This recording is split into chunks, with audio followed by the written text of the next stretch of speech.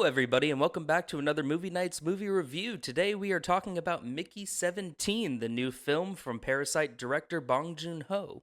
The film follows Mickey, played by Robert Pattinson, Robert Pattinson, Robert Pattinson, Robert Pattinson, Robert Pattinson, Robert Pattinson, Robert Pattinson, Robert Pattinson, Robert Pattinson, Robert Pattinson, Robert Pattinson, Robert Pattinson, Robert Pattinson, Robert Pattinson, Robert Pattinson, Robert Pattinson, Robert Pattinson, and Robert Pattinson, who is what's known as an expendable, who's sent on a dangerous mission to help colonize an ice planet. I want to start by talking about some of the pros of the movie. The biggest pro being Robert Pattinson's performance, primarily a dual performance. We get little insights into all the other iterations of the character, but we do follow Mickey 17 and 18 very closely, and Robert Pattinson just does a fantastic job in this dual role.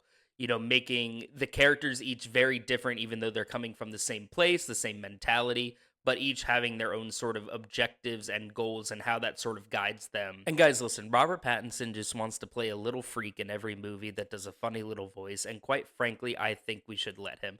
And yes, that does include Batman too. I think he should just do a freak little voice in that. The film also has a wonderful cast of supporting characters, including Naomi Ackie as the Mickey's love interest, as well as Stephen Yeun, Mickey's quote-unquote best friend, and Mark Ruffalo and Toni Collette as this politician couple that is sort of guiding this expedition. The movie was also much more of a satire than I was initially anticipating, and I think a lot of the elements of the political satire side are very strong. This is a world that is inhabited by a bunch of wonderful, zany characters, and watching them interact and how they inhabit that world is very interesting to watch. The film is also shot wonderfully by Darius Konji, who his credits include Uncut Gems as well as Bong Joon-ho's Okja.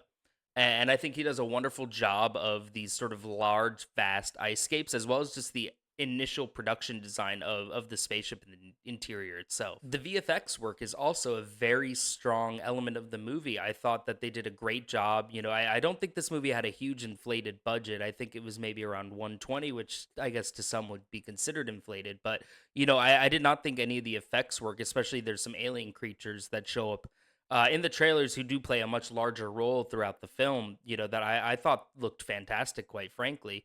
And, you do see a little bit of it with some of the vehicles, mainly like people riding on top of like exterior vehicles and stuff. But I would say on the whole, I thought that they did an excellent job from a VFX standpoint. As for the cons of the movie, I don't think that there's too many. To me, this movie's runtime is about 2 hours and 20 minutes.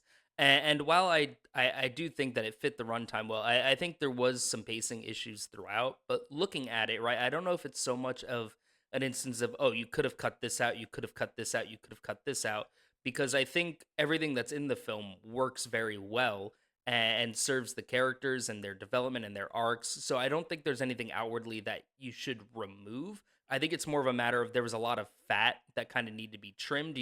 Sequences are integral to the plot, maybe have just gone on a little bit too long that just need to be tapered in a little bit more. And I think that would kind of get it under that 2 hour range ideally. And to me, that's sort of where my own sort of setbacks on the movie are. I think that the third act primarily just sort of went on a little bit too long. And at that point, too, the metaphor and the political satire, I think, started to kind of get a little bit, repetitive with everything that they were saying. Specifically, I would say, too, with Mark Ruffalo's character, I think that all of the characters do a great job, as Bong Joon-ho does in all of his movies, right? They are all very quirky and unique and all have their odd little thing going on. But to me, I thought Mark Ruffalo's performance was, while good, a little over the top and sort of intentionally so, but in a way that I thought always didn't serve the best interest of the movie. Particularly, there is a dinner scene, which I think is the best sequence in the whole film, where all of those characters, including Toni Collette, Mark Ruffalo, Robert Pattinson, everything that the movie wants to be is firing, I think, on all cylinders there. And I just wish that that momentum had kept up in some other key moments in the film. Ultimately, though, while I did really enjoy the movie, I have to say I was a little disappointed. We have waited 6 long years since Parasite for Bong Joon-ho's next film, so I guess maybe that was too big of a gap for my expectations to run a little too high. But it was still a great time, especially given all of the production troubles that it had. This movie was shot over 2 years ago, I believe, and has just been fighting for a release date since then, which is such a weird concept when you have a Bong Joon-ho movie just sitting on the shelves. But I think that was all from a marketing standpoint of trying to really find where they can make a $150 million budget back in theaters, because I don't think it has the wide mass appeal to be a big summer blockbuster hit. And I also don't know if I could see it being an awards contender.